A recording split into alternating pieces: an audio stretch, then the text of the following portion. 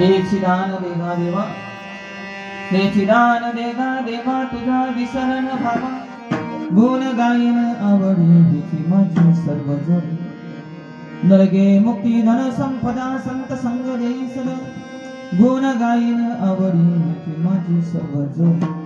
तुका म्हणे गर्भवासी, तुका म्हणे गर्भवासी, सुखी घालावी अंबासी, गुण गायन आवडी हिची माझी सर्व जोडी. पांडुरंगा करो प्रथम, पांडुरंगा करो प्रथम, पांडुरंगा करो प्रथम नमन, पांडुरंगा करो प्रथम नमन.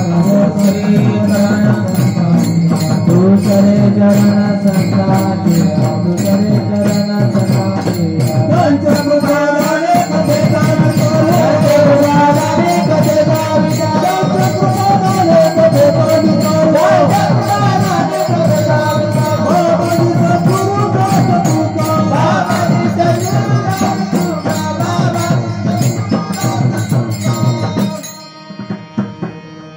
पांडुरंगा करू प्रथम नमन, दुसरे चरण संतांची, त्यांच्या कृपादाने कथेचा विस्तार.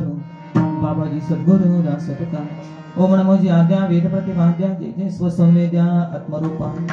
देवा तुझी म्हणे शिव सकलार्थमती प्रकाश म्हणे निवृत्तीदास अवतार दयांचे क्रिया स्मरणमय सकल विद्येचे आधिकरण ते शिवन. दुसरे चरण श्री गुरूंचे नमस्कार येतात. ओम ब्रह्मानंदम परमसुखदम केवलम ज्ञानमूर्ती, गद्वातीतम गगन सदृशम तत्वमस्यादि लक्ष्यम, एकम नित्यम विमलमचलम सर्वदी साक्षीभूतम, भावातीतम त्रिगुणरहितम सद्गुरु तम नमामि. यदक्षरम मनाक्षेयम मा आनंदम अजम अव्ययम, श्रीमन्योरतिनाथेति ख्यातम दैवतम आश्रये. गुरुविद्याख्यया लोके साक्षात विद्या हि शांकरी, जयत्या ज्ञानमस्तसे दयाद्रये निरंतरम. साधकेन चकस्याद शिवयोः समरूपिणो, ज्ञातुं न शक्यते लग्नं मिति द्वैतच्छलान्नु. अद्वैतम आत्मनं सत्वं दर्शयन्तो मितस्तरं, तो वन्दे जगतमाद्योतयो सत्त्वादिपतये. मूलायाग्राय मध्याय मूलमध्याग्रमूर्तये, क्षीणाग्रमूलमध्याय नमापूर्णाय शम्भवे. परं ब्रह्मं परं धामं सच्चिदानन्द विग्रहं, ज्ञानेश्वर इति ख्यातं प्रणमामि गुरु परम श्रीपादनाथं गुरुराजवैर्यं. मुमुक्षो नाम ज्ञानदानैक्यदक्षं, भूति क्षेत्रे निवासिनं तं नमामि वेद विद्यावरिष्ठम्. ओम नमो ज्ञानेश्वरा करुणाकरा दयाळा, साधुग्रहलादरो पवनदानो चराचरी. मी कला कुसरी काहीच नेने बोलतो वचने अतिभाविका, एका जनार्दनी तुमचा दास त्याची आस पुरवावी. तुमचा अनुग्रह लादरो पावन पवनदानो चराचरी. हे चिदान देगा देवा, हे चिदान देगा देवा, तुझा विसरण व्हावा, गुण गायन आवडी हिची माझी सर्व जोडी. प्रस्तुत प्राप्त प्रसंगी कारणाशिवाय कोणतेही कार्य घडत नाही. आज हा पंचदिनी धर्मनाथ बीजेच्या निमित्तानं, इथं 1.5 दिवसाचा वैष्णव मेळावा आहे, पण कार्यक्रम 5 दिवसाचा आहे. हा पंचदिनी धर्मनाथ बीजेच्या निमित्तानं हरिभक्तीपरायण विलास सूर्यवंशी श्री क्षेत्र चांदे, चांदेगावामध्ये वैष्णवांचा मेळावा. वैष्णव म्हणजे कोण? वैष्णव म्हणू जया, अवघी देवावरी माया. तो देवाला प्रेम करतो, अशा वैष्णवांचा आपल्या सद्गुरूवर जो प्रेम करतो, असा वैष्णवांचा मेळ या ठिकाणी घालण्याचा एक प्रयत्न केलाय. या ठिकाणी सर्व गावकरी, टाळकरी, माळकरी, साधक वृंद सर्वांना एकत्र जमवून हा पंचदिनी हा कार्यक्रम या ठिकाणी साजरा होतोय. पंढरीश पांडुरंगाच्या दरबारामध्ये त्या पंढरीश परमात्म्याच्या कृपाशीर्वादानं आणि सद्गुरूच्या आशीर्वादानं आणि अनेक महात्म्याच्या मार्गदर्शनानं या ठिकाणी व्यासपीठ चालक हरिभक्तीपरायण बेदरे महाराज, हरिभक्तीपरायण चव्हाण महाराज, हरिभक्तीपरायण सोमणी महाराज सर्वांच्या मार्गदर्शनानं आणि प्रामुख्यानं ज्यांच्या कृपाक्षेत्राखाली आपण वाढलोय असे संत महात्मे, त्याच्यामध्ये हरिभक्तीपरायण ब्रह्मलीन म्हटलं सुद्धा द्वैतामध्ये येतं बरं का. त्याचं स्वरूपच ब्रह्म आहे, त्यांना ब्रह्मलीन तर कळी कसं म्हणायचं? जे स्वरूपाशी एकरूपच आहेत, जे स्वरूपच आहेत फक्त तुमच्या आमच्या करता फक्त हे 3.5 हाताचं शरीर जे धारण करून आले, अशा अनेक संत महात्म्याच्या कृपा आशीर्वादानं त्याच्यामध्ये आपले ब्रह्ममूर्ती नाना महाराज पिंपळेकर, त्यांचेच परमश असणारे शिष्य, आपले सर्वांचं प्रेमळ असं व्यक्तिमत्व बरं का, आपले असणारे ब्रह्ममूर्ती भालेकर बापू, त्याच्यानंतर आपले आत्याबाई असतील, हरिभक्तीपरायण ब्रह्ममूर्ती आत्याबाई, किंवा ज्यांना आपण अक्का म्हणत होतो, झालोडीच्या अक्का. मला वाटतं इथंच त्यांचं मला प्रथम दर्शन इथंच सांध्यातच झालेलं आहे. त्यानंतर आपले हरिभक्तीपरायण ब्रह्ममूर्ती मडके दादा, त्यांचंही तुमच्या सांध्यावर किंवा तुम्हाला सर्वांना जास्त लक्ष होतं. दादा असतील, आत्याबाई असतील, अनेक महात्म्याच्या कृपा आशीर्वादाने त्याच्यामध्ये गुलाबबाबाचा काही प्रेमळ महात्मा तुमच्या आमच्या जीवनामध्ये आला. कोयाचे आपले वाचनदाना मुरुमकर असतील, या सर्वांच्या कृपा आशीर्वादानं आणि या सर्वांचा कृपाक्षेत्र आपल्याला लाभलेलं आहे. साधूची दृष्टी ज्या क्षणाला आपल्याला पडली ना, त्या क्षणाला खऱ्या अर्थानं आपण भाग्यवंत आहोत. हो, साधूची कृपा, कारण साधूने आपल्याला कृपा केलेली आहे. मागण्याचा अधिकार आपल्याकडे का प्राप्त झालाय? कारण आजचा जो अभंग आहे, जगद्गुरु जगद्वंदनीय देवचे सुप्रसिद्ध साधू वैराग्याचे मूर्ती म्हणता पुतळे श्रीमंत संत जना आपण पाचवावी असं म्हणतो. असे संत श्रेष्ठ तुकोबा आहे, यांचा 4 चरणाचा अभंग आहे. मागणे कुणाकडे आहे आणि मागण्याचं सामर्थ्य कुणाकडे असतं आणि देव कुणाची मागणी पुरवत असतो. वास्तविक पाहता मागण्याचं सामर्थ्य तुमच्या आमच्यामध्ये कुणामुळे आले? ते सामर्थ्य श्रीगुरूमुळे आहे. का श्रीगुरूने तुमच्या आमच्या कृपा केलेली आहे. वास्तविक पाहता अभंग हा ज्ञानोत्तर भक्ती मधला आहे. कारण भक्ती पूर्णत्वाला गेल्यानंतर या अमृतांमध्ये फार सुंदर विषय आला, ज्ञान अज्ञान खंड. आपलं अज्ञान गेलं. अज्ञान कोणतं होतं आपल्या ठिकाणी? मी देह, मी करता, मी जन्माला येतो, मी मरतो, मी अमुक आहे, मी तमुक आहे. देहाच्या संबंधानं जे आपण स्वीकारलं होतं ते आपलं अज्ञान होतं. आणि हे अज्ञान एका जन्माचं नव्हतं आपल्या ठिकाणी, हे अनंत जन्माचं अज्ञान आहे.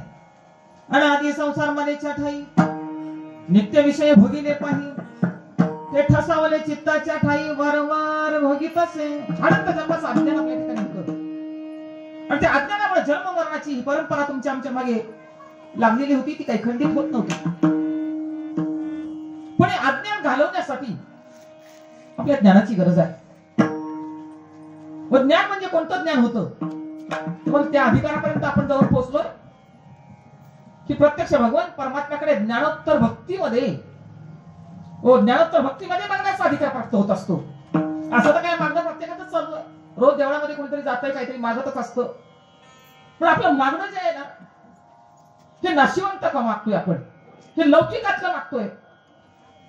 पण आपलं मागणं हे अलौकिकातलं असावं.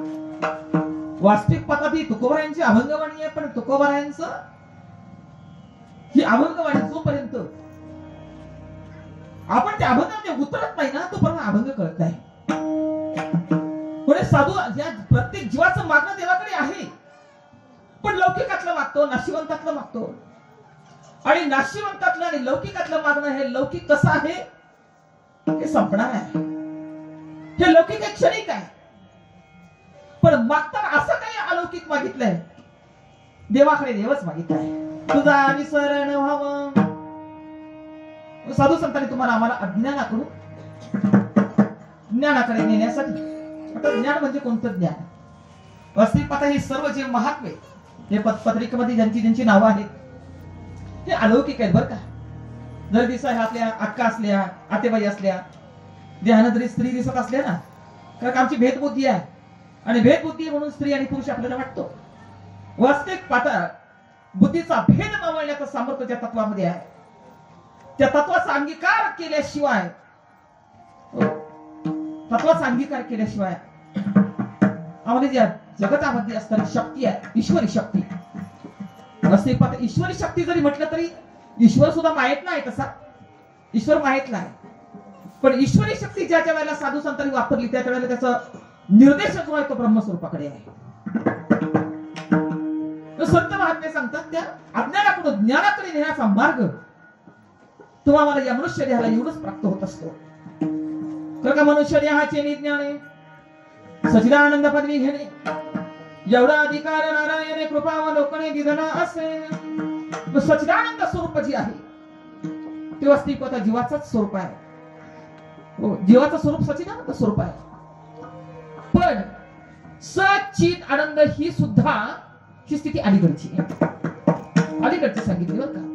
कळलं तर कळून घ्या नाही तर जाऊ द्या. सच्चिदानंद ही स्थिती सुद्धा अलीकडे आहे. कारण असं जड आणि दुःख हे जीवानं जे मांडले नाही अनंत जन्मामध्ये या असत जड आणि दुःखाची निवृत्ती करून आम्हाला आमच्या परमपदाला प्राप्त व्हायचं आहे. ते परमपद्म म्हणजे आपलं स्वरूप आहे ब्रह्मस्वरूप.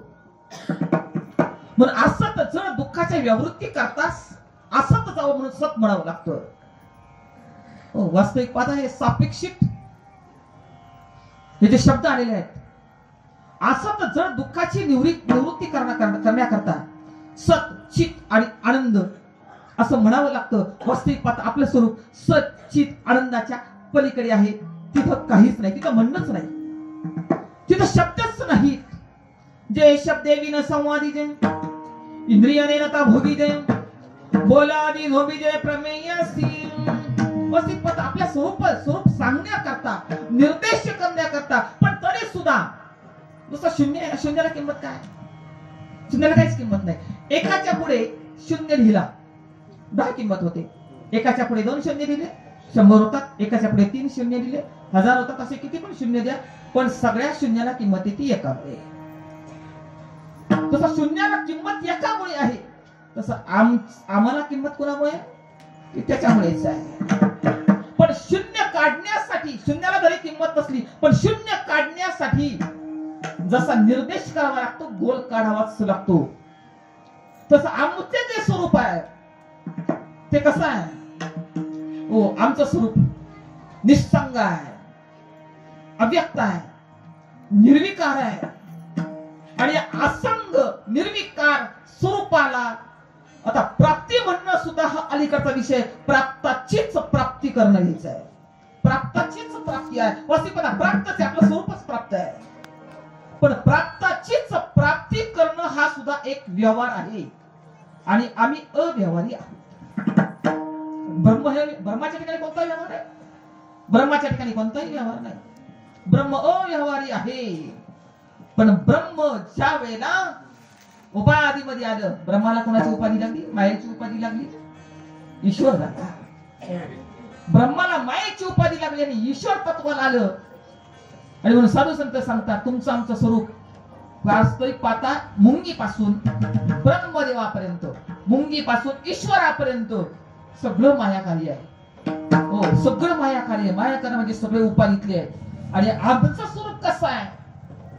उपाधी में गणे तुम्ही निर्विकार, उपाधी में गणे तुम्ही निर्विकार, उपाधी में गणे तुम्ही निर्विकार, उपाधी में गणे तुम्ही निर्विकार, उपाधी में गणे तुम्ही निर्विकार,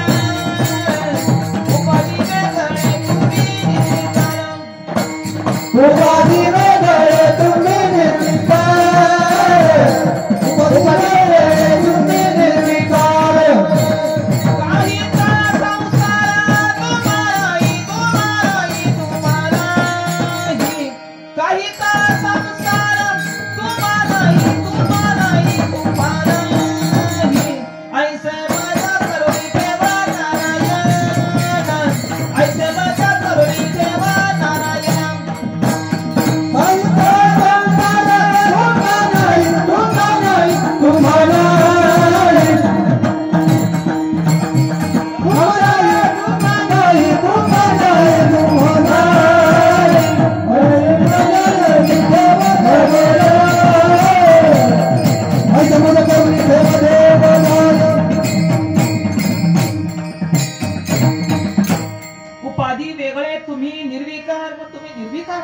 देवाकडे मागणं कोणत्या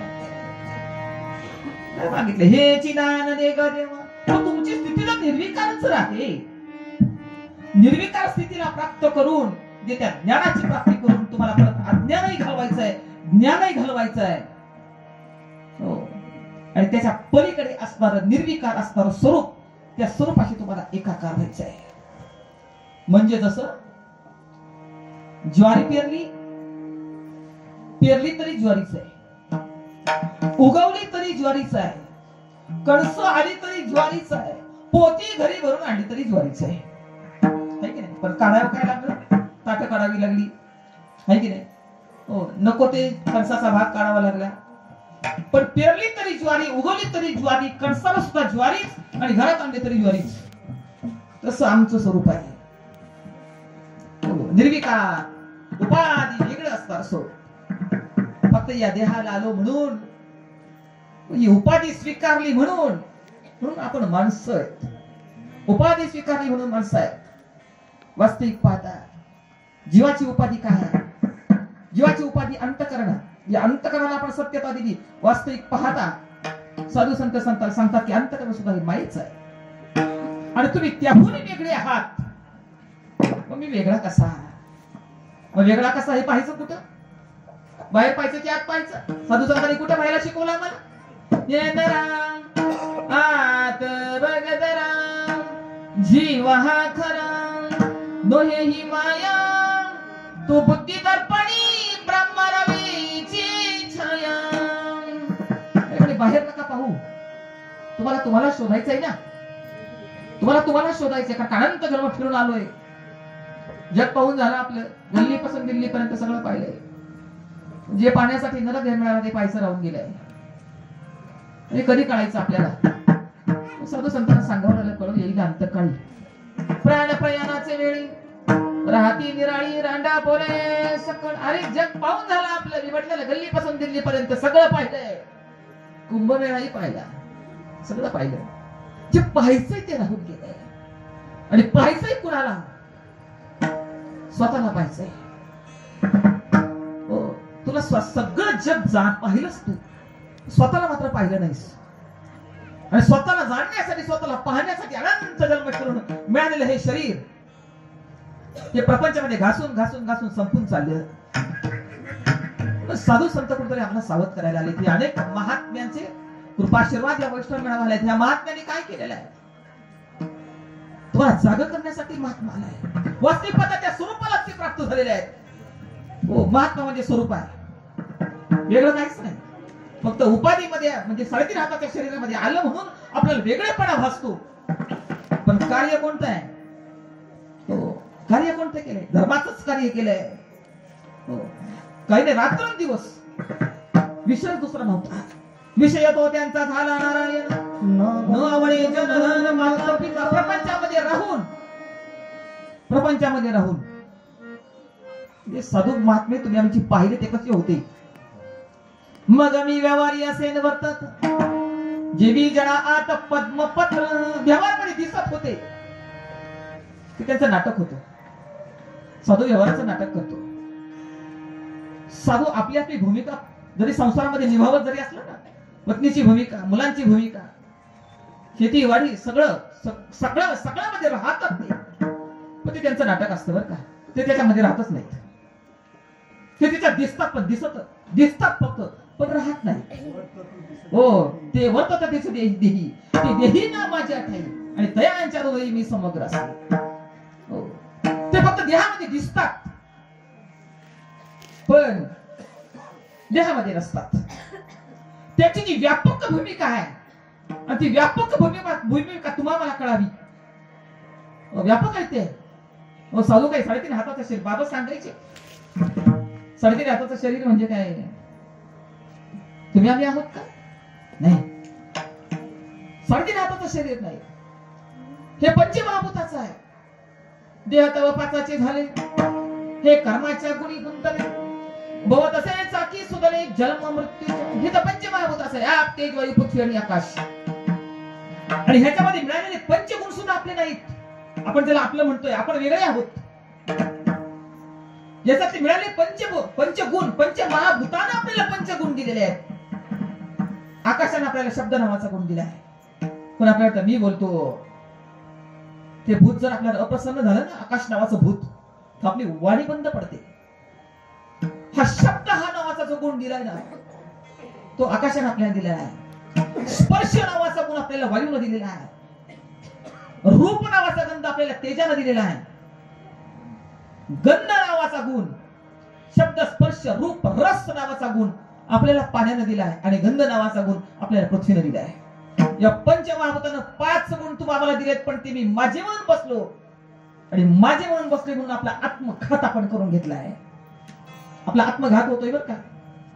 मी देह म्हणता कोटी ब्रह्महत्या येऊन या पाठ थापट ती मग दिवसभरामध्ये आपण किती वेळेला मी मी मी मी म्हणतो मी केलं मी केलं मी केलं माझ्यामुळे. किती वेळेला मी म्हणतो म्हणजे आपला आत्मघात आपण करतोय. आणि साधू संत सांगतात आपल्याच पायावर आपण कुऱ्हाडी पाडण्याचं काम आपलं चालू आहे. प्रपंच नाही सांगायचं बरं का. व्यासपीठ प्रपंच सांगायचं नाही. मला सांगायचं तात्पर्य काय, ज्या माणसाच्या देहाला येऊन ज्या स्वरूप साक्षात्कारापर्यंत तुम्हाला जायचं आहे आणि ती वस्तूच मी आहे हा बोध जोपर्यंत म्हणून साधू कृपा करण्यासाठी चाललेला आहे. साधू आणि साधूची कृपा कधी होत असते. साधूची कृपा म्हणजे सर्वसामान्य कृपा समजू नका तुम्ही. साधूची कृपा कधी होते माहितीये का, देवाची कृपा झाल्याशिवाय साधूची कृपाच होत नाही. म्हणून पहिली सांगितली ती ईश्वर कृपा सांगितली आहे. हरि प्राप्ति से उपाय उपाय हरि प्राप्ति से उपाय उपाय हरि प्राप्ति से उपाय उपाय हरि प्राप्ति से उपाय हरे संता तेरे पाय हरे संता तेरे पाय उनका जगे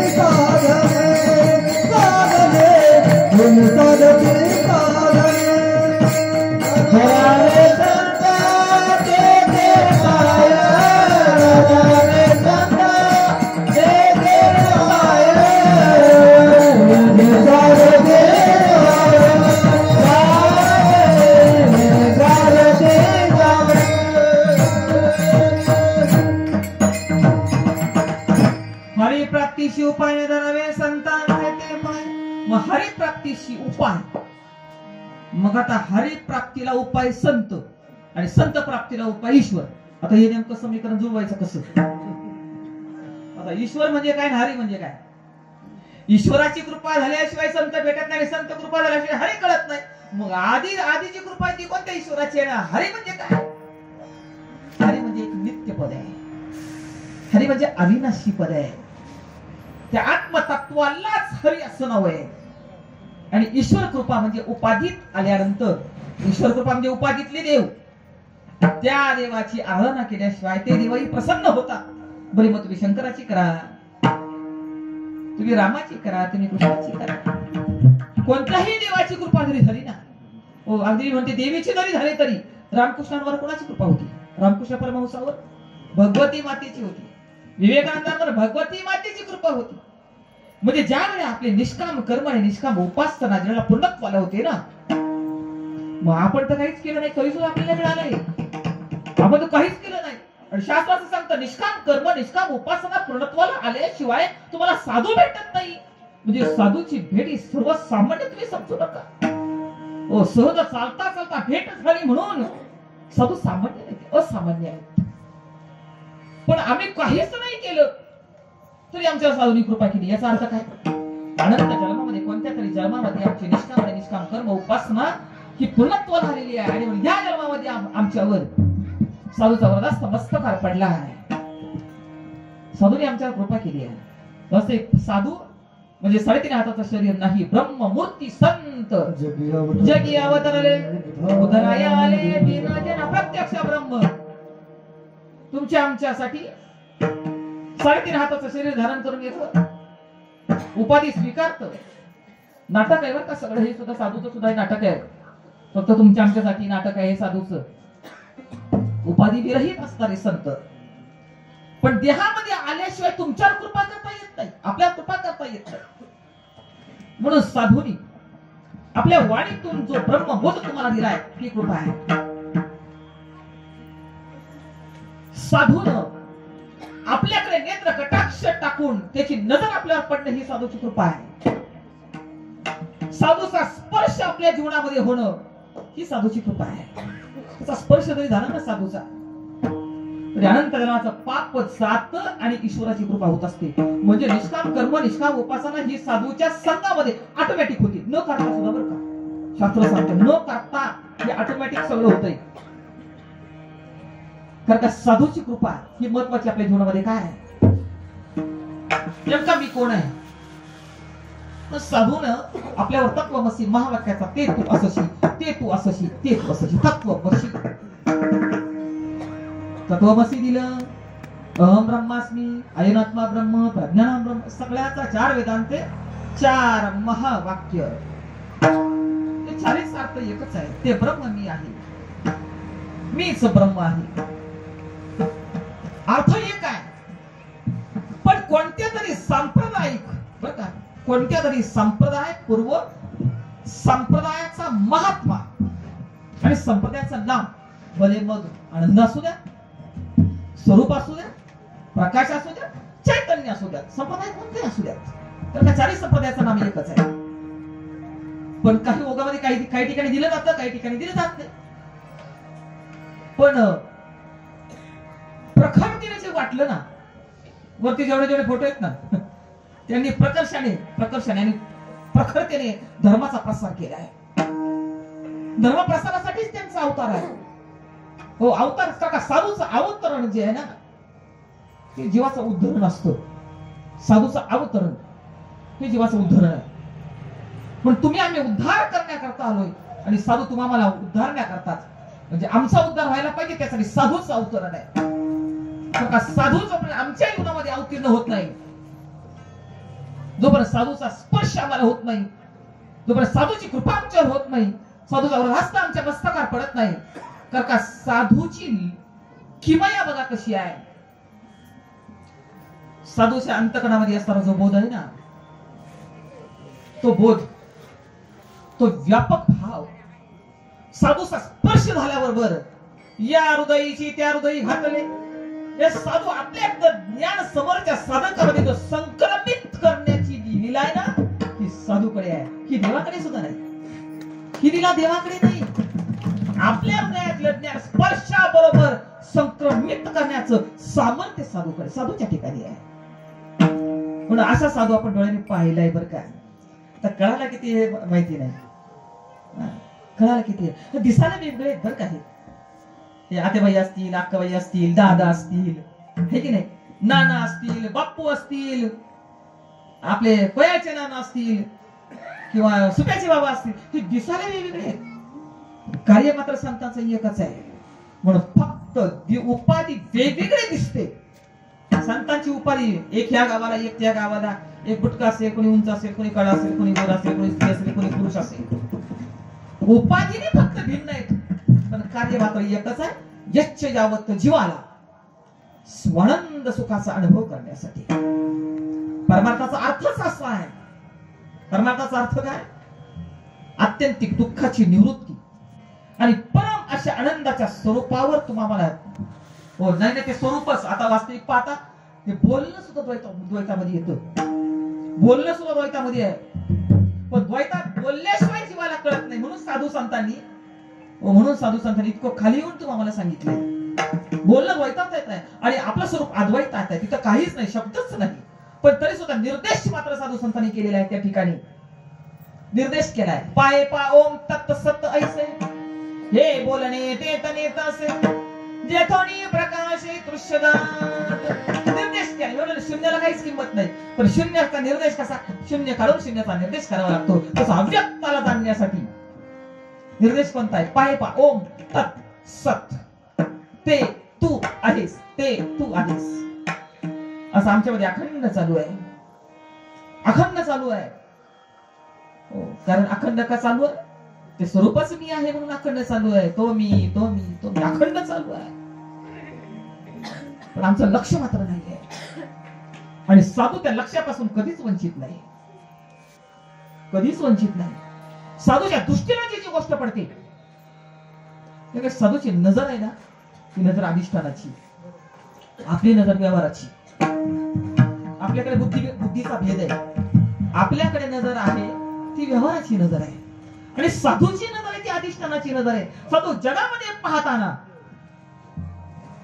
सहज बर का संजीव भाऊ डोंगरगावला मोठ्या बाबांचं कीर्तन ऐकलं आणि आम्ही त्या ठिकाणी मुक्कामाला राहिलो.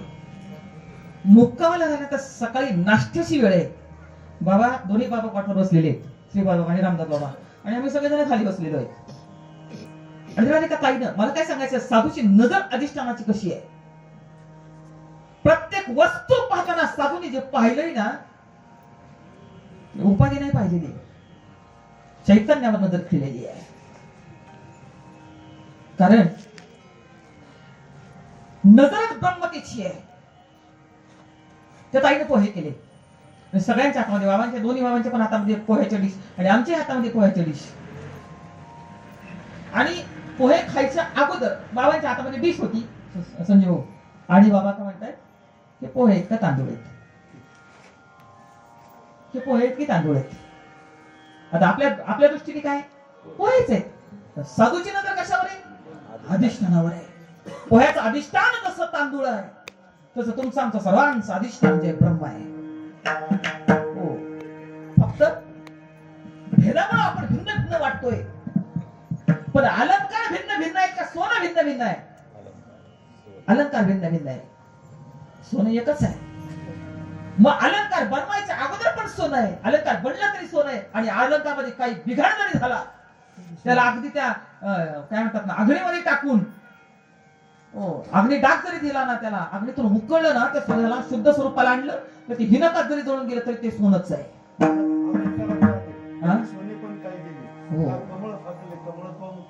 बरोबर. अलंकार मध्ये काही बिघाड झाला तरी सोन्यामध्ये जसा बिघाड होत नाही तसा अनंत जन्म फिरून माणसाचा जन्म जरी आम्हाला प्राप्त झाला तरी अनंत जन्म आम्ही फिरलो, देह वेगवेगळे मिळाले असतील आम्हाला, पण आमच्यामध्ये असणारं तत्व आहे ना, त्या तत्वामध्ये कधीच भिन्नता नव्हती. आणि ही आम्हाला या जन्मामध्ये करून घ्यायची आहे, ती या जन्मामध्ये करून घ्यायची. म्हणून साधूची नजर ही उपाधीवर आहे, उपाधीवर नाही तर चैतन्यावर खेळलेली आहे. म्हणजे या जगतामध्ये त्यांनी जे पाहिलं ना, हो जगतामध्ये जे पाहिलं ते फक्त चैतन्यच. ब्रह्मादिसे उघडे जगामध्ये, ब्रह्मादिसे उघडे, ब्रह्मादिसे उघडे जगामध्ये, ब्रह्मादिसे उघडे,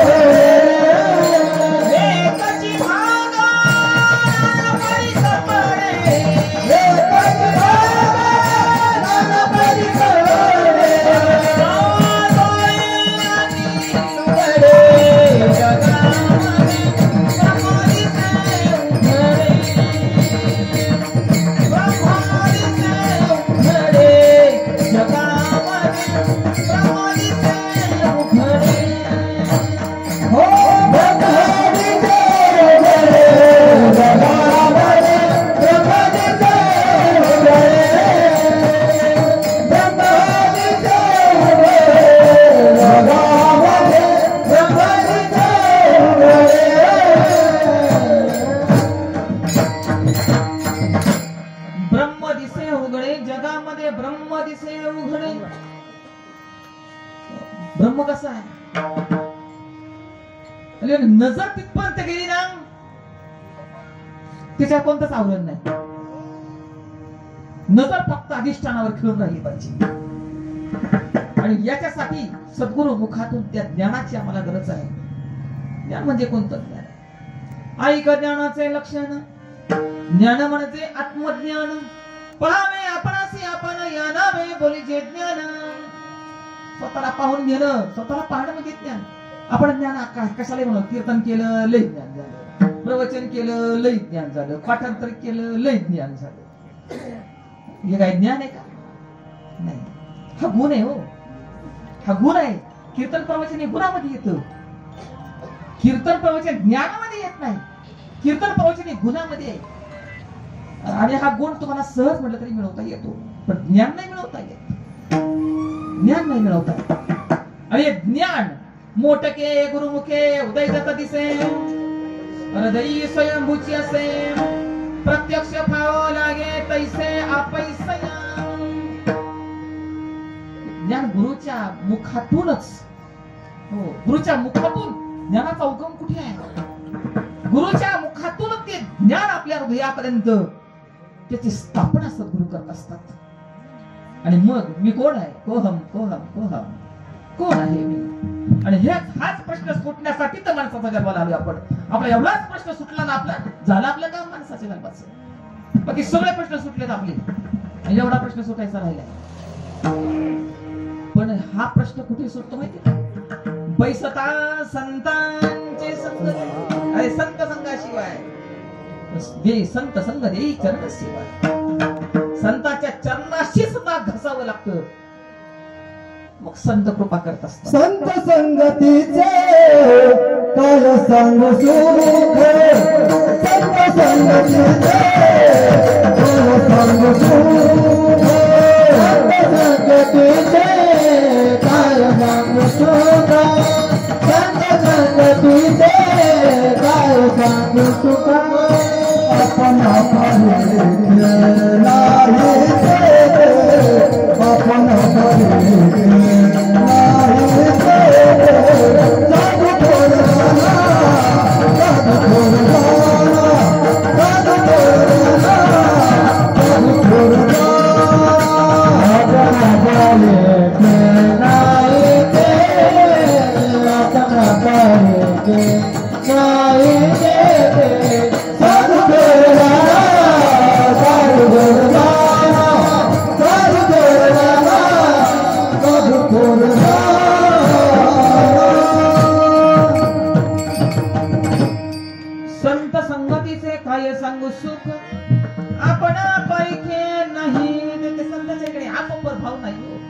माझा तो तुझा असा भाव संतांच्या ठिकाणी नाही. मालिकेतले जेवढे संत आहेत त्यांच्या जवळ गेला त्यांनी विचारलं नाही कोणाला की तुम्ही कोणाकडे अनुग्रहित आहात म्हणून. जो येईल ना त्याला जवळ घेत राहील. नाही विचारलं नाही कधी. जे आहेत ते आपलेच आहेत. हो, कारण हे विश्व जे आहे ना, हो, या विश्वामध्ये एकच तत्व आहे. बाकी उपाध्याय वेगवेगळे असतील, आणि साधूंनी मात्र त्या एका तत्वाला ओळखलेलं आहे. आणि तुम्हाला आम्हाला ते तत्व ओळखण्यासाठी साधू महात्मे सांगतात, ईश्वराची कृपा झाल्याशिवाय संत कृपा कधीच होत नाही. म्हणून आधी ईश्वराची प्रसन्नता, त्यासाठी निष्काम कर्म निष्काम उपासना, तर साधूची कृपा. आणि साधू प्रसन्न झाल्याशिवाय, हो, साधू जर आपल्याला अप्रसन्न जर असेल ना, तर आपलं असलेलं ज्ञान निघून जातं बरं का. हो, कारण म्हणून साधूच्या ठिकाणी जी प्रसन्नता आहे, साधूची प्रसन्नता म्हणजे काय? साधू कशाला प्रसन्न होईल? काय दिल्याने प्रसन्न होतो? म्हणजे काही नाही. म्हणून साधूची निंदा कधी करू नका. साधूची निंदा जर आपल्याकडून झाली ना, तर आपल्याला असलेलं ज्ञान निघून जातं. म्हणून सद्गुरु हे तत्व आहे. तुम्ही साधकासाठी दुसरा देव नाही हो. गुरुर ब्रह्मा गुरुर विष्णू गुरुर्देव महेश्वरा. मागायचं असेल तर साधूकडेच मागायचं. साधू म्हणजे नेमकं कोण आहे? गुरु परमात्मा परेशु ऐसा ज्याचा दृढ विश्वास. गुरु परेच्या पलीकडचा ईश्वर आहे. गुरु परमात्मा आहे. गुरु ब्रह्मतत्व आहे. त्या उपाधीमध्ये आलेल्या त्या परमात्म्यानं, त्या साधून तुम्हा आम्हाला स्पर्श कृपा करून किंवा त्यांच्या दिव्य वाणीतून आपल्याला जो तत्वमसी महावाक्याचा बोध जो करून दिलेला आहे, त्या बोधानं आमच्यामधली शक्ती त्यांनी जागृत केलेली आहे. आमच्याची आत्मशक्ती जी अनंत जन्मापासून आमच्या बरोबर आहे. अनंत जन्माच्या पासून बरोबर असताना सुद्धा आम्ही तिला जाणत नाही. का जाणत नाही? आवरण आलेलं आहे. आहे ते झाकले आणि नको तेच पाहिले. अज्ञानाच्या दोन शक्ती आमच्यामध्ये अगदी ओतप्रोत भरलेल्या आहेत. एक आवरण आणि दुसरी विक्षेप. आवरण म्हणजे काय? आहे ते झाकून टाकले आणि नको तेच पाहिले. मी कोण आहे? मी कोण आहे? मी सच्चिदानंद स्वयंप्रकाश साक्षी आहे. हो, मी कोण आहे? सच्चिदानंद स्वयंप्रकाश आहे. कारण मला दुसऱ्याच्या प्रकाशाची गरज नाही. का नाही? कारण का मी मला जाणतोय. म्हणजे पहा, एक दृष्टांत तुम्हाला सांगते. आमोशाचा काळा कुट्ट गडद अंधार आहे. डोळ्यात एकमेकाच्या म्हणजे माणूसच माणसाला दिसत नाही, इतका काळा कुट्ट अंधार आहे. त्या काळ्या कुट्ट अंधारामध्ये एक काळा कुट्ट माणूस, एक काळी घोंगडी पांघरून एक काळ्या ढेकळामध्ये बसलेला आहे. माणूस कसा आहे? काळा कुट्ट. अंधार कसा आहे? काळा कुट्ट. पांघरलंय काय? काळी घोंगडी आणि बसलाय कुठं?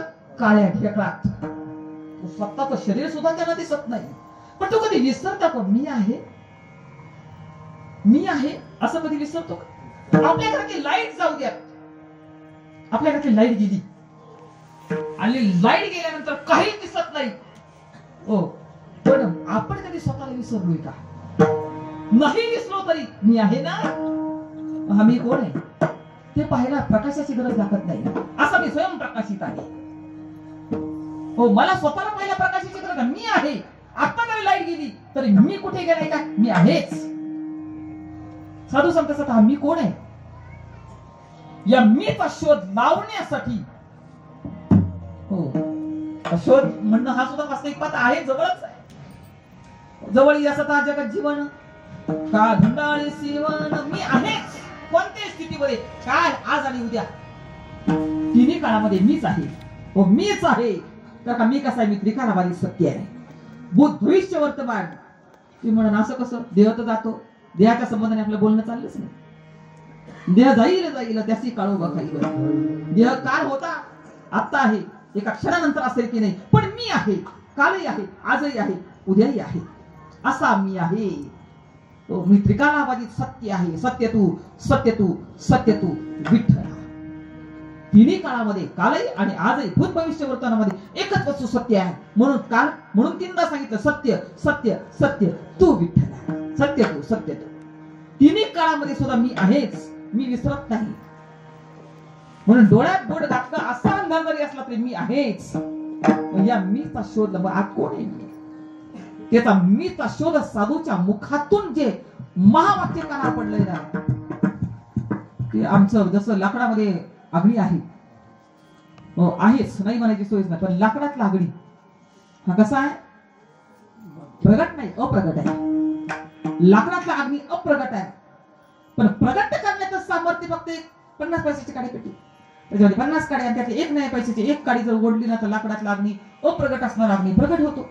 लाकडातला अग्नी प्रगट करण्याचं सामर्थ्य जर एका काडीमध्ये आहे, तर आमच्यातली देवत्व, आमच्यातलं सच्चिदानंद स्वरूप प्रगट करण्यासाठी या जगतामध्ये नेमका उपाय काय, नेमकं साधन काय? ते साधन हे संप्रदायातले मालिकेतले महात्मे आहेत ना, त्या महात्म्याच्या मुखातून तुम्हाला जे प्राप्त झालंय, म्हणून आज साधूचा गौरव आहे आपल्या दृष्टीनं. हो, कारण का साधू म्हणजे सर्वसामान्य नाही, तो सामान्य आहे. तर आमच्यासाठी सामान्यत्व साधून स्वीकारले, आमच्यामध्ये बसले, आमच्यामध्ये राहिले, पण ते आमच्यामध्ये कधीच नव्हते. ते व्यवहारापुरते व्यवहारात दिसत होते.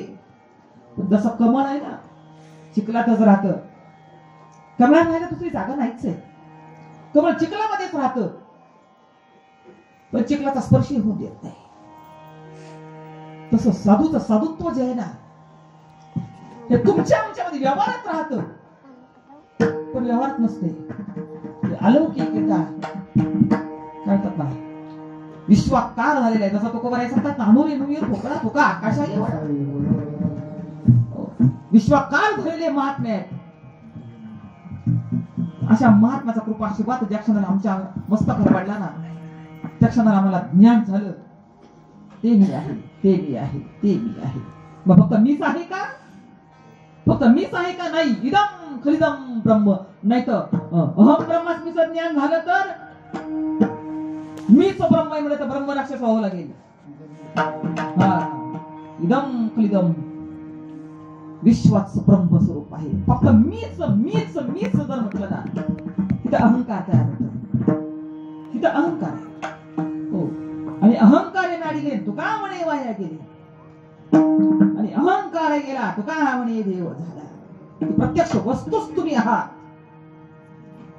पण ज्ञान जरी साधूच्या मुखातून झालं की बाबा सांगायचे ज्ञानही घालवलं पाहिजे. हो. मीच म्हटल्यावर मग आपल्याला काहीच करायची गरज नाही राहिली. हा भ्रमामध्ये राहतोय बरं का. काही जण भ्रमामध्ये राहतात. मग आपल्याला काहीच करायची गरज नाही का? तीर्थयात्रा पण करायची नाही, कोणत्या देवाची सेवा पण करायची नाही, काहीच करायचं नाही.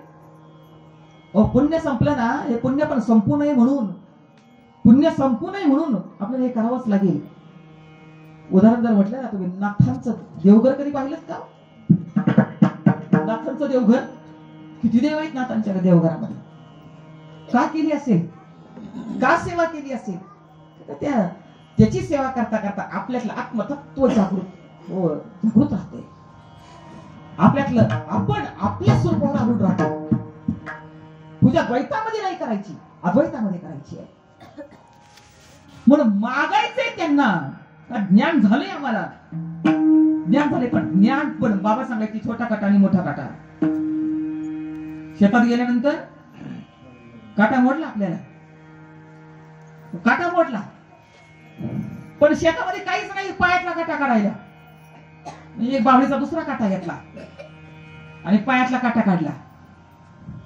आता पहिला काटा फेकून दिला आणि दुसरा काटा खिशात ठेवला. म्हणजे या खिशाने माझ्या लय, या काट्याने माझ्या लय उपकार केले. ठेवला खिशात. आता काय होईल? परत टोचलतो सुद्धा. ज्ञान झालं, ज्ञान झालं, ज्ञान झालं. पण ज्ञान झालं कोणाला? तोपर्यंत ज्ञान झालं असं आपल्याला वाटतंय ना, तोपर्यंत आपली वृत्ती आहे. हो. आणि इथं सांगितलं वृत्ती हे निवृत्ती झाली. वृत्तीला निवृत्त करण्याचं सामर्थ्य साधूच्या कृपेमध्ये आहे. आम्ही साधूच्या कृपेला तरी पात्र झालो, पण साधूचा नित्य संग बरं का. नित्य संग जर नाही झाला ना तर ज्ञान पण टाकता येत नाही. नाहीतर मग ज्ञान तर रावणाला पण झालं होतं, ज्ञान तर हिरण्यकश्यपाला पण झालं होतं. तसं काही होऊ नये आपल्या ठिकाणी. म्हणून शास्त्रानं ज्ञान आणि अज्ञान खंडनाचे प्रकरण सांगितले. अज्ञान घालवणं, पण ज्ञान जर शिल्लक राहिलं, म्हणजे जर मोठा काटा जर खिशामध्ये ठेवला ना तर तोही टोचतोय आपल्याला. म्हणून तोही टाकून दिला पाहिजे. आणि त्याच्यासाठी संतांच्या मुखातून जी अमृत वचन बाहेर पडतात ना, ती नेहमी श्रवण केली पाहिजे. नेहमी म्हणजे आपल्याला अजूनही श्रवणाची गरज आहे बरं का. असं नाही आपलं परिपूर्ण आता बाबा कोणाची ऐकायची गरज नाही, असं नाही.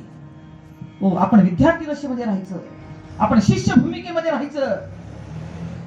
अनेक गुरूंच्या मुखातून जो श्रवण करतो ना, हो, जो चांगलं श्रवण करतो ना तो चांगला साधक होतो. जो गुरुच्या मुखातून नित्य श्रवणाची इच्छा करतो ना तो चांगला शिष्य होतो. पण आपण श्रवण केलं पाहिजे. आणि श्रवण जर केलं तर आपल्यातलं ज्ञानही साधू घालवत असतो. हो. ज्ञान जर घालवलं त्याला ज्ञानोत्तर भक्ती असं. पण अज्ञान घालवण्यासाठी ज्ञान, आणि ज्ञान घालवलं तर ज्ञान पण भक्तिबंध नाही. साधू भक्तिबंध नाही, तर ज्ञानोत्तर भक्तीमध्ये. हो. इथं ज्ञानोत्तर भक्ती ज्या गवळणीने केली, परमात्मा समजला तरी भक्ती सोडलीच नाही. म्हणून एकनाथ महाराज सांगतात ना, भक्ती प्रेमावी ज्ञान नको दे, भक्ती प्रेमावी ज्ञान नको दे, भक्ती प्रेमावी नको दे, भक्ती प्रेमावी ज्ञान नको दे,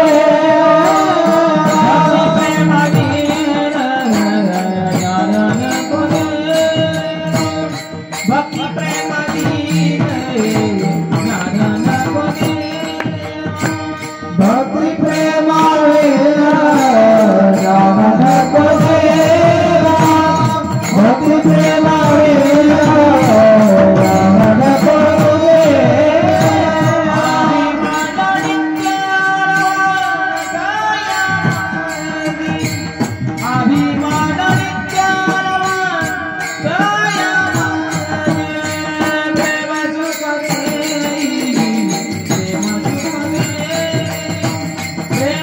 सुख देई प्रेम सुख देई अभिमान दया अभिमान दया प्रेम जुगारे प्रेम जुगारे प्रेम जुगारे प्रेम जुगारे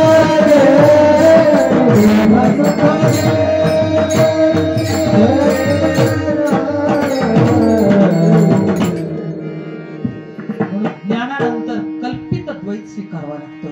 त्याला कल्पित द्वैत म्हटलंय. त्या कल्पित द्वैतामध्ये मी देव तू देव मी भक्त ऐसे करी. ज्ञान जरी झालं तरी मीच देव आहे मीच देव आहे मीच देव आहे. मग काय सगळं बंदच का? मीच देव आहे.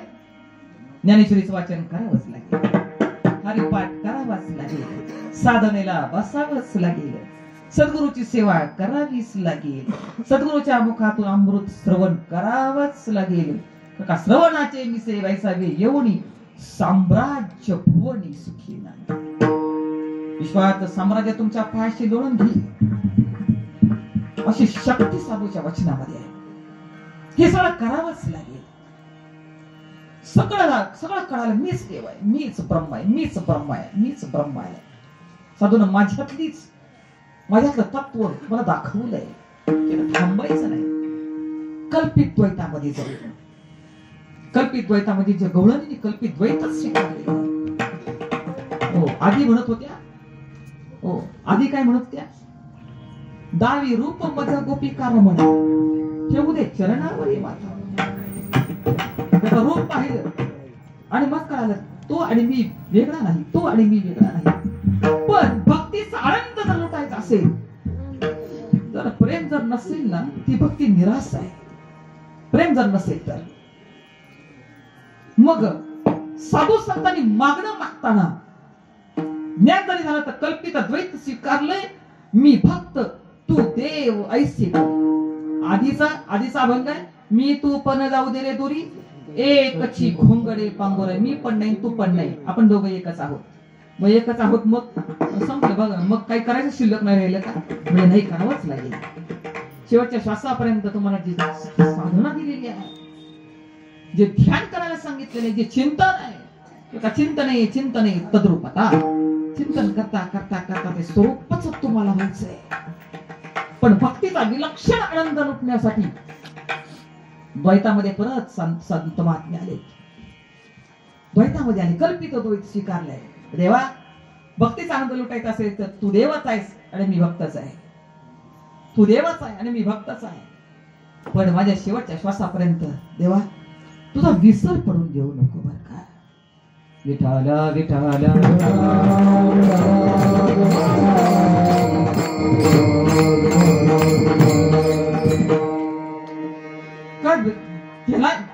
त्याला जर विसरतो स्वतःकडे सुद्धा आपलं लक्ष लागत नाही. त्याची कृपा झाल्याशिवाय, त्याच्या कृपेचं फळ आहे मला आत्मदर्शन झालंय, त्याच्याच कृपेचं फळ आहे.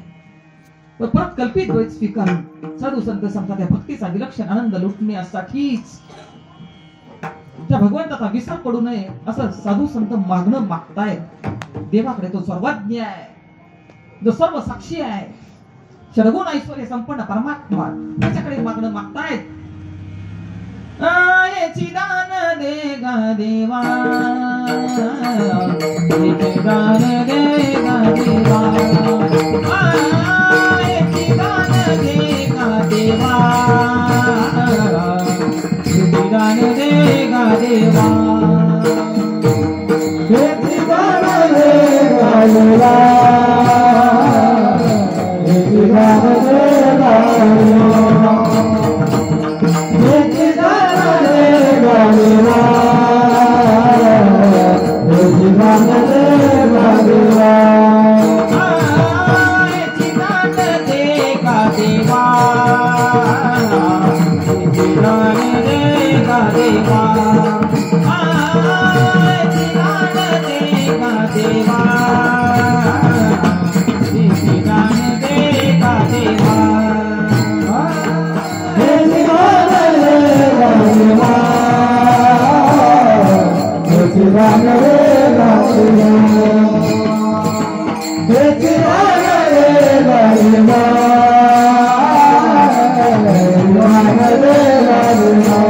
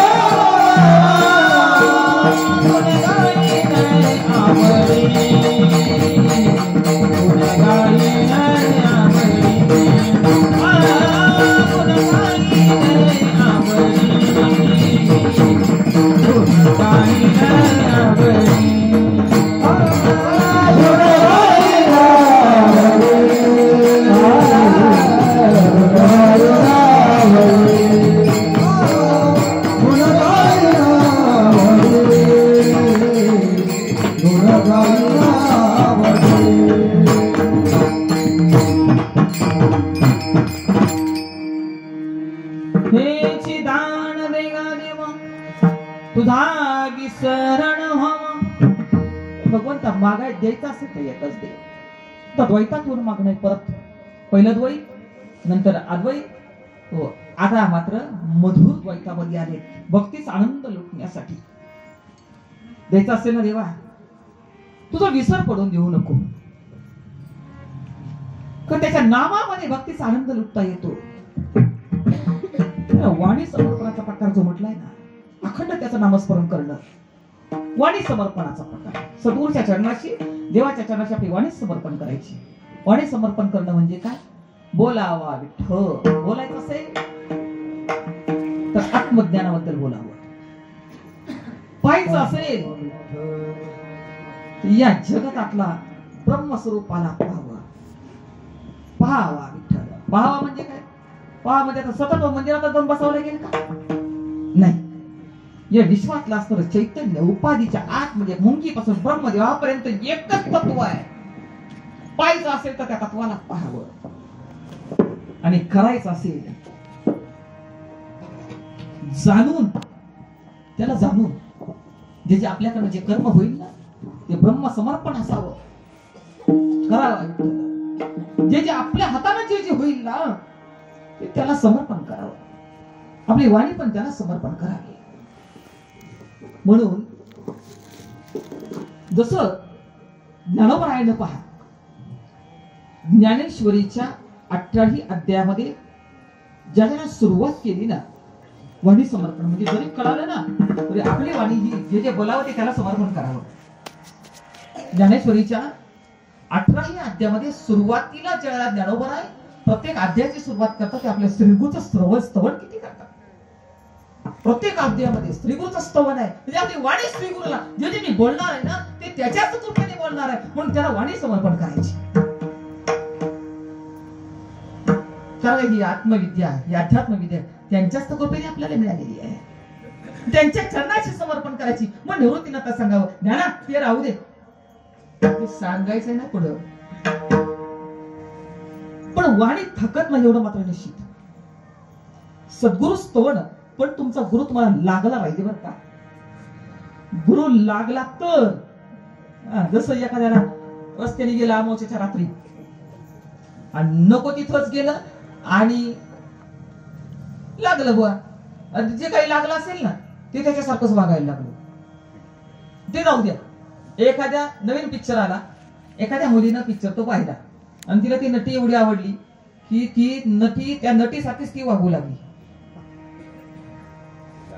तिची केसांचा मेकअप तिचं राहणं तिचे कपडे का तर तिच्या अंतरामध्ये घुसलेली म्हणून ती तिच्यासारखीच राहते. तिच्यासारखीच बोलते. तिच्यासारखीच डायलॉग मारते. ती तिच्या आत घुसलेली. तसा आपला गुरु आपल्याला लागावा. गुरु लागल्याशिवाय कळतच नसतो. आपल्या अंतरामध्ये त्याचं अस्तित्व आहे ना. तो देहाने जरी भिन्न असेल ना तर माऊली समजणार होता ही सद्गुरु जेने तारिलो हा संसार करू म्हणून विशेष अति आदरू विवेकावर. विवेक नाव विवेक विवेक म्हणजे काय आत्मा अनात्मा विवेक. सद्गुरूने तुम्हाला हो महायुती गुरु आहे. सद्गुरूच आम्हाला तिथपर्यंत नेण्याचं सामर्थ्य फक्त साधूचं आहे. पण त्याचं गुणगान गावं. तोच परमात्मा आहे, तोच परीच्या पलीकडचा ईश्वर. गुरु परमात्मा परेशु, परेच्या पलीकडचा ईश्वर तोच परमात्मा आहे. त्याचा अखंड तोच परमात्मा आहे. हो तोच भगवंत आहे असं समजून अखंड त्याचं स्तवन करावं. व ज्ञानोबा थांबत नाही. आणि ज्यावेळेला गुरु स्तवन करताना आपल्या आतून एक उर्मी तयार होते. काय होतं काही कळत नाही, पण एक उर्मी मात्र तयार होते. ज्यावेळेला तुमचं श्री गुरु 3.5 हाताचं शरीर नाहीच आहे. मग सांगतात ना, आता अर्ध ही आपुले चौपालुनी आभले वरी बैसो पावली श्री गुरूंची. आपल्या हृदयामध्ये आपल्या श्री गुरूची स्थापना करा. असते तत्वाची, तत्वच आहे, वेगळं काहीच नाही. त्या निवृत्तीनाथाचं ज्ञानोबा ज्ञानात राहू देत. पण ज्ञानोबांची वाणी काही थकत नाही. तर का अखंड श्री गुरुचं गुणगान म्हणजेच परमात्म्याचं गुणगान आहे. श्री गुरु आणि देव वेगळा नाही. देव आणि श्री गुरु कधीच वेगळा समजू नका. तुकोबराय सांगतात, गुरु हा संत कुळीचा राजा, गुरु हा संत कुळीचा राजा, गुरु हा संत कुळीचा राजा, गुरु हा संत कुळीचा राजा, गुरु हा प्राण विसावा माझा, गुरु हा प्राण विसावा माझा, गुरु हा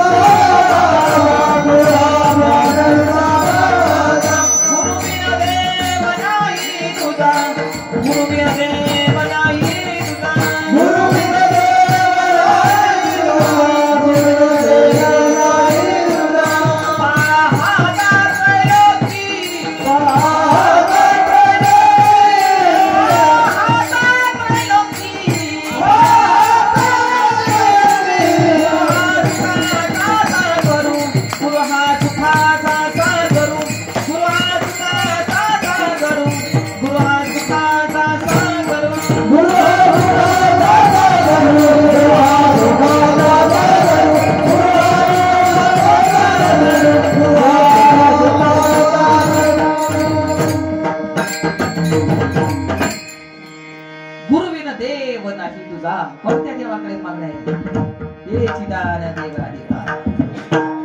गुरु विना देव नाही तुझा. गुरु हा सुखाचा सागर. सुख कुठे? सुख देवाचं वरच आहे. सुखाचा सागर म्हटलंय. गुरु हा वैराग्याचे मूळ. गुरु हा परब्रह्म केवळ. गुरु हा सोडावी तत्वळ गाठलिंग देहाची. आपला लिंग देह भस्म करून टाकलाय साधून. हा देह आता मी मला सांगता, हा देह तर पंचमार होत असेल. ज्याच्यामुळे आपलं जन्म मरण अखंड चालू आहे ना, ते कशामुळे आहे? ते लिंग देहामुळे. त्याला सूक्ष्म देह असं म्हणतात. तो सूक्ष्म देह भस्म करण्याची ताकद साधूच्या त्या मुखातून येणाऱ्या तत्वमसी महावाक्यामध्ये आहे. आणि त्या सूक्ष्म देहामुळे सगळा घोटाळा झाला आहे. सूक्ष्म देहामुळे घोटाळा आहे सगळा. कारण का हा इथं मरतो, हा इथं मरतो. आत्मा कुठेच जात नाही. मेलेल्या माणसाच्या शरीरात सुद्धा आत्मा असतोच. मेलेल्या माणसाच्या शरीरात सुद्धा आत्मा आहेच. आपण तर म्हणतो मुंगी म्हणजे सुईच्या टोकाला जागा शिल्लक नाही, जिथं देव नाही. पण 3.5 हाताच्या शरीरातून देव कुठे जाईल? त्याला कुठे जागा आहे दुसरीकडे राहिला? तो त्याच्यात आहेच. मग आत्मा कुठे जात नाही. हा देह इथं म्हणजे जाळून टाकतात. मग जन्म मरणाला फिरायला भांडवल कोण आहे नेमकं? तो लिंग देह, तो सूक्ष्म देह आहे. आणि तो सूक्ष्म देह जाणण्याचं सामर्थ्य श्री गुरु आहे, श्री गुरुकडे आहे. म्हणून श्री गुरुला परब्रह्म म्हटलंय. म्हणून सुखाचा सागर म्हटलं. त्याच्या चरणाशी आहे ना दुःख नाहीच. आपल्या प्रापंचिक जरी दुःख डोक्यात ठेवून फक्त साधूच्या चरणाशी लागलात ना, आपल्या डोक्यातच काही राहत नाही, काहीच राहत नाही. इतकी ताकद आहे हो नुसता. हो त्याच्या काय करतात साधूच्या संघामध्ये इतकी ताकद आहे. म्हणून श्रीगुरु देव म्हटलंय. म्हणून त्या श्रीगुरूचं अखंड गुणगान गावं. हो अखंड गुणगान गावं बरं का. अखंड श्रीगुरूचं सामर्थ्य श्रीगुरूचं स्वरूप काय आहे, श्रीगुरूचं सामर्थ्य काय आहे, श्रीगुरूचं कार्य काय आहे, त्याचं आपण अखंड गुणगान गावं. त्याने श्रीगुरु प्रसन्न होतं, आपलं मन प्रसन्न होतं. आणि मन प्रसन्न जर झालं तर, मन प्रसन्न झालं तर काय होतं? कारण का सगळ्याला कारण मनच आहे. दुःखालाही कारण मन आहे, सुखालाही कारण मन प्रसन्न कशाने होतं? तर का मनाला त्याची इच्छित वस्तू दिल्यानंतर मनाला काय आवडतं? ते मनाला नामस्मरण आवडतं. ते नामस्मरण अखंड गावं म्हणून अभंगाच्या दुसऱ्या गुण गायन आवडी, गुण गायन आवडी, गुण गायन आवडी, गुण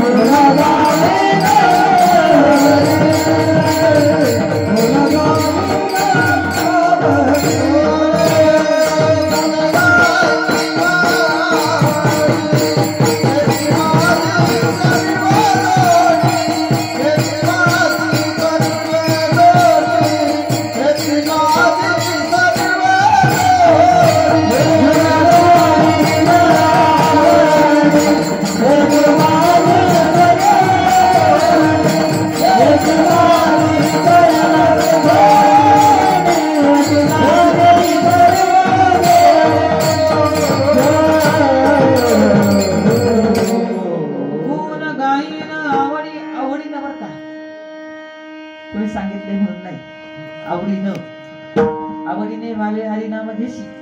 गुण गायन म्हणजे आवड पाहिजे. आणि आवड कधी तयार होईल माहिती का? आवड काहीतरी अनुभव आल्याशिवाय आवड तयार होत नाही. हे साधू संत जे ते अनुभवजन्य भक्ती मार्गाचे प्रवर्तक आहेत, त्यांनी काही बाहेरून नाही, बाहेरचा परमार्थ नाही सांगितलं आपल्याला. बहिरंगी परमार्थ जो आहे ना, तात्पुरता परमार्थ आहे. तिथं आवड तयार होत नाही. तो लखलखाट जगमगाट हा बहिरंगी परमार्थ आहे. पण आज काहीच नाही, लखलखाट नाही, जगमगाट नाही, काहीच नाही. पण आतली वस्तू मात्र साधून दाखवली. त्याचं अखंड नामस्मरण करावं, गुण काही नावं.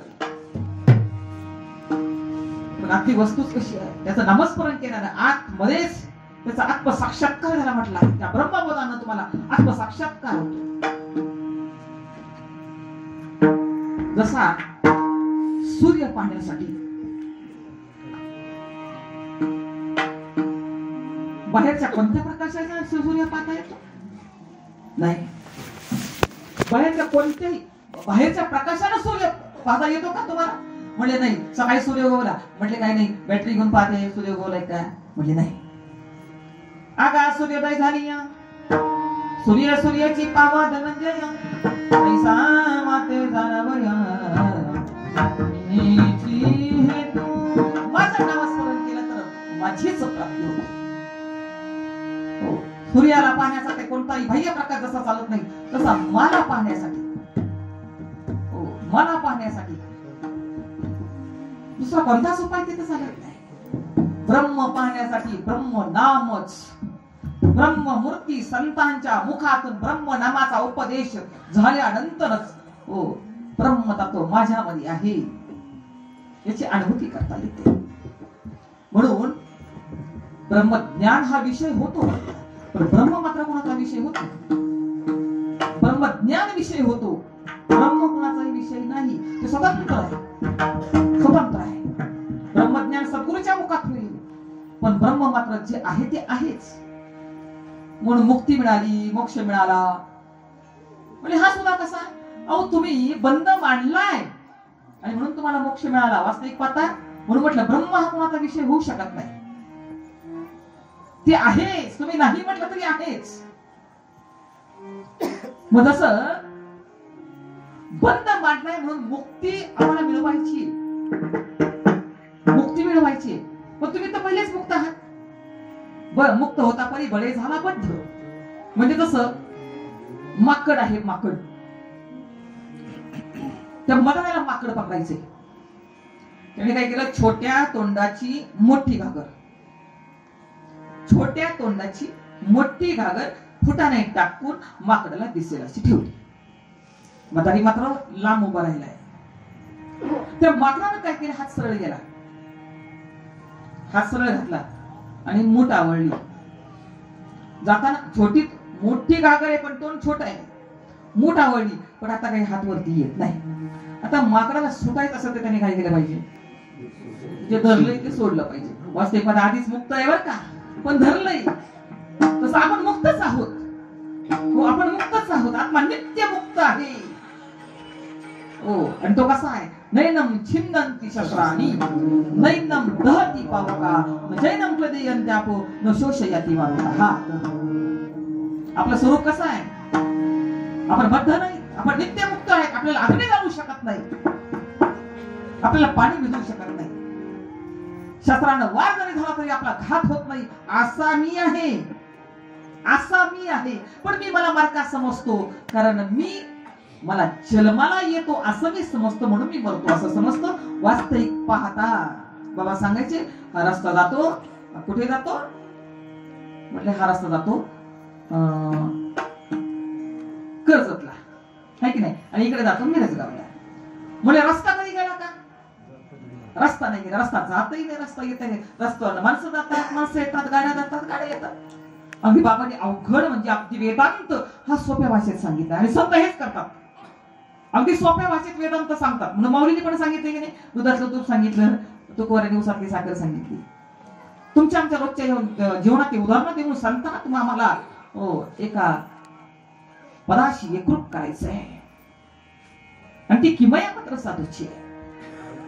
म्हणून अवघड वेदांत साधूनी अगदी सोपा करून तुम्ही आम्हाला सांगितलाय.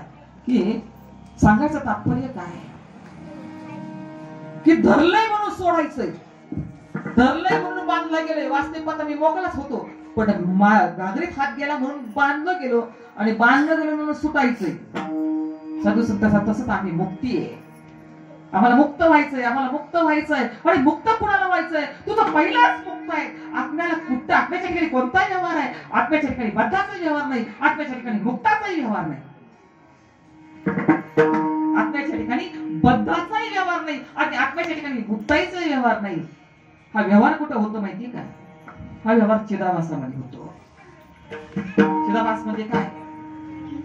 अंतकरण वृत्तीमध्ये पडलेल्या कुटस्थाचं प्रतिबिंब, त्याला चिदाभास असं म्हटलंय. आता कुटस्थ म्हणजे काय? या देहामध्ये आहे म्हणून कुटस्थ म्हणायचं आणि बाहेर आहे म्हणून ब्रह्म म्हणायचं. देहामध्ये आहे म्हणून कुटस्थ, पण त्याचं प्रतिबिंब अंतकरण वृत्तीमध्ये पडलं आणि आम्ही त्याला सत्यता दिली. आता प्रतिबिंब कुणामुळे? बिंबामुळे. प्रतिबिंब हे बिंबामुळे आहे.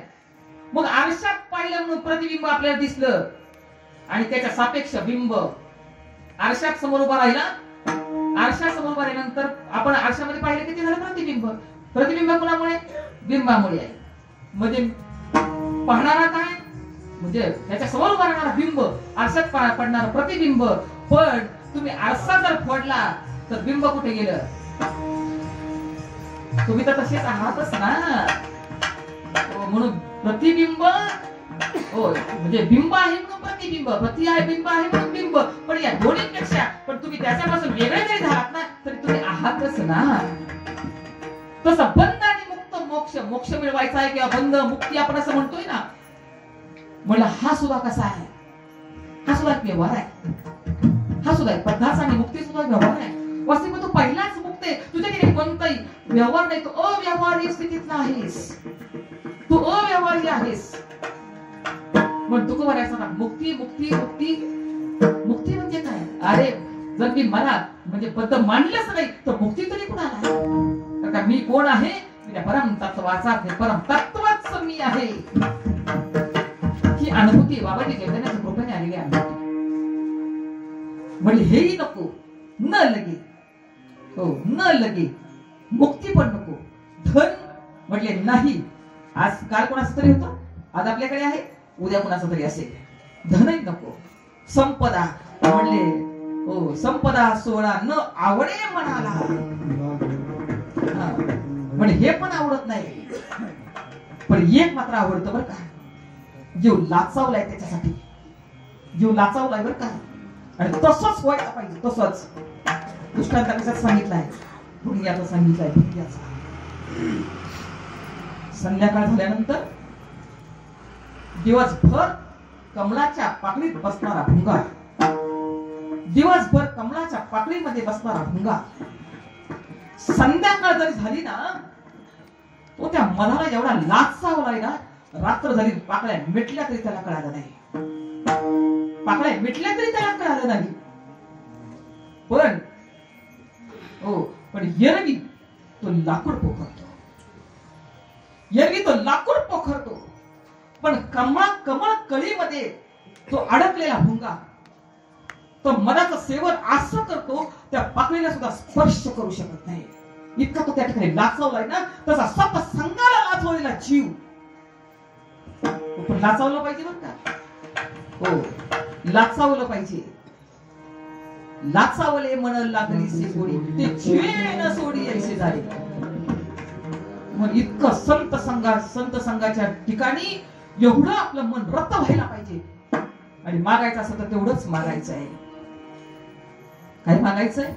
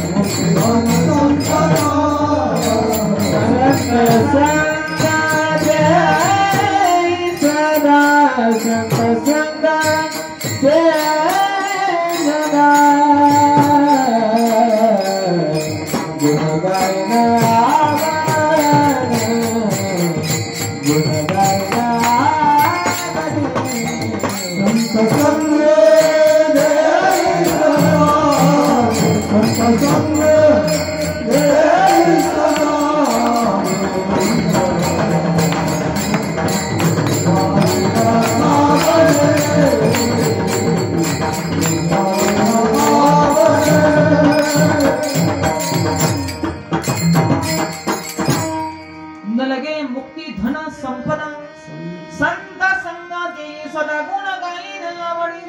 याची माझी सर्व जोडी टोपार कुमारी.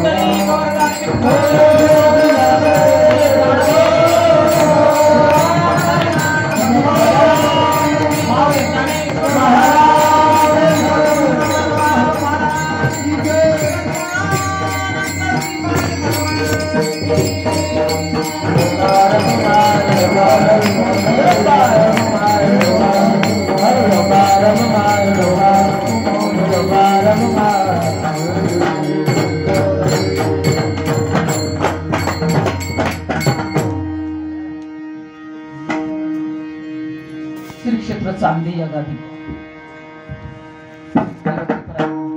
विलास महाराज आणि त्यांचे सहकारी, मला बाकी त्यांची नावं माहिती नाही, पण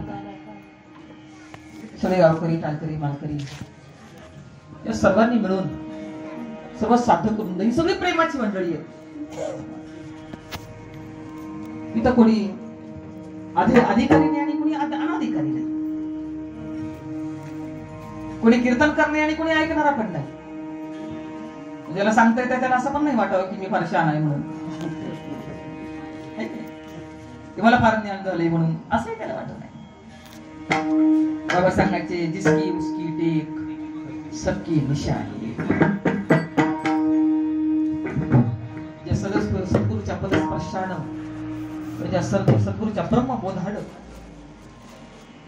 आपण पावन झालो, पवित्र तो देह वाणी पुण्यवंत, जो मध्ये अच्युत सर्व काळ तयाच्या चिंतने तरतील दोषी, त्यांचा संग करावा, त्यांनी दिलेल्या नामाचं चिंतन करावं, सद्गुरू साधव करावं, आपल्या हृदयामध्ये हृदय कमळामध्ये सत्य ध्यान करावं. हृदयच का सांगितलंय, हृदयामध्येच का ध्यान करायचं. जसं एखादं आंब्याचं झाड असतं, त्याला आंबे आले ना, त्या आंबामध्ये परिपूर्ण रस भरलेला आहे. मग तो आंब्यातला रस झाडाच्या बुंद्यापासून ते शेंड्यापर्यंतचा रस त्या आंब्याच्या रूपाने बाहेर पडतो. तो खायला गोड लागतो. तो रस कुठून आलाय? झाडाच्या मुळापासून बुंद्यापर्यंतचा रस आंब्याच्या रूपाने बाहेर येतो. तसं ईश्वर सगळीकडे भरलेला आहे, देव सगळीकडे. तर इथं ईश्वर आणलं म्हणलं तरी आत्मतत्वच. राम म्हणा, कृष्ण म्हणा, साधू संतांनी अनेक नामाचा जरी संबोध केला, राम म्हणा, कृष्ण म्हणा, विठ्ठल म्हणा, हरी म्हणा, पण निर्देश मात्र एकच आहे, तो ब्रह्मस्वरूप आहे. म्हणून परमात्मा जरी विश्वव्यापी जरी असला, सर्वांच्या देहामध्ये जरी असला, आपल्याही देहामध्ये असला, तरी सुद्धा जसं आंब्याच्या रसाच्या रूपाने संपूर्ण झाडाचा रस बाहेर पडतो ना, तसं विश्वव्यापी परमात्म्याचा संपूर्ण म्हणजे सगळ्यांच्या देहामध्ये असणारं तत्व माझ्याच हृदयामध्ये ते पाण्याचं एक ठिकाण आहे. हृदय म्हणजे पाण्याचं ठिकाण. वास्तविकता सगळीकडे भरलेला, देव नाही अशी जागाच नाही. पण त्याचं गुणगान गावं. आपल्या वाट्याला जे जे आले, कमी येऊ द्या, जास्त येऊ द्या, तुकोबारात न लगे मुक्ती धन संपदा. कारण लौकिकाला मान्यता साधू संतांनी कधीच दिली नाही. तुम्ही स्वतः एक अलौकिक आहात. जीव हा जीव नसून जीव हा परब्रह्म आहे. म्हणून आपल्या जीवे शिवासी पाहावे आणि आत्मसुख घ्यावे वेळोवेळी. हे जीवा तू जीव नाहीस, तू जीव मांडलायस म्हणून बद्धतेला कारण ठरलायस. वास्तविक पाहता तू जीव नाही, तू ब्रह्मच आहेस. साधू संत सांगतात बाबा, ज्या वेळेला हे तत्व सद्गुरूच्या कृपेने जीवाला कळत असतं, फक्त आनंद आणि आनंद.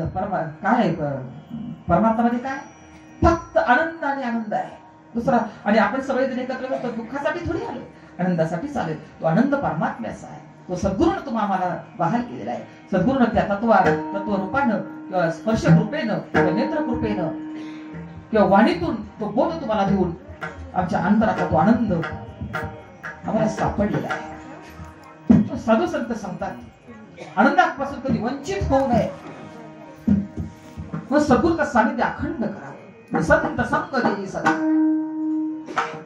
ज्या ज्याला संत अवतार देतात ना, तर कधी कधी देवच परमात्मा कधी संत रूपाने येतो आणि कधी देव रूपाने येतो. परमात्माच आहे, कधी संत रूपाने येतो, संत रूपाने आलं तरी धर्माचं कार्य, देव रूपाने आलं तरी धर्माचंच कार्य.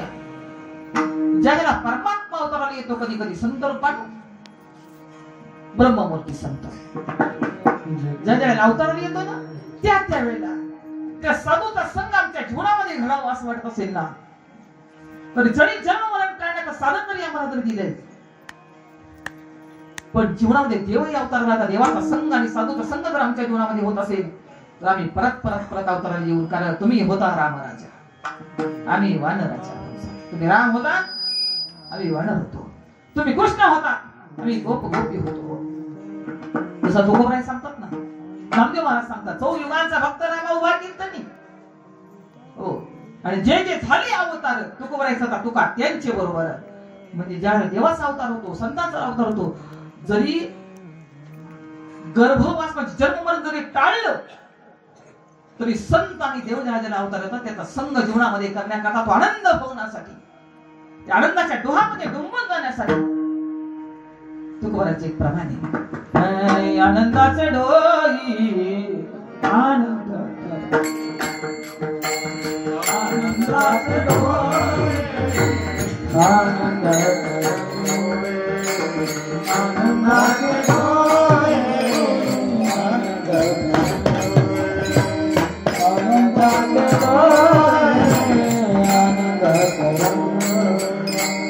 आनंदाचे डोही आनंदाचे डोही आनंदात आनंदाचे डोही आनंदात आनंदाचे डोही आनंदाचे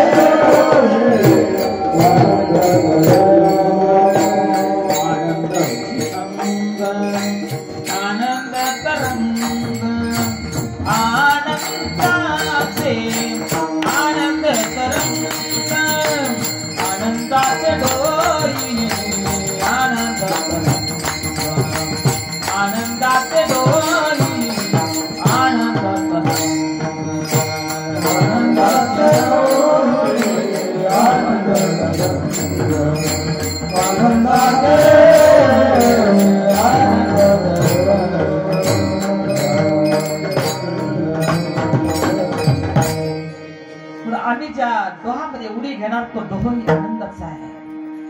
त्या डोहामध्ये उडी घेतल्यानंतर जे तुषार उठणार आहेत ते सुद्धा आनंदाचे.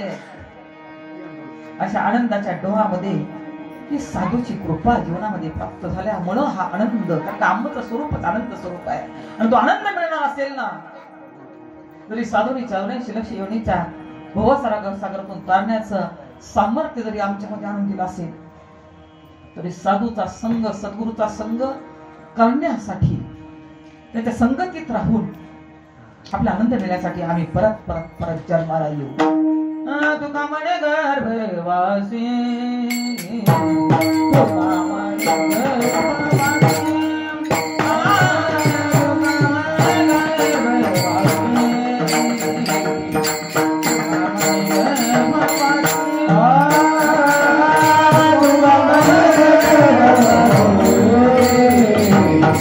तुका म्हणे गर्भवासी,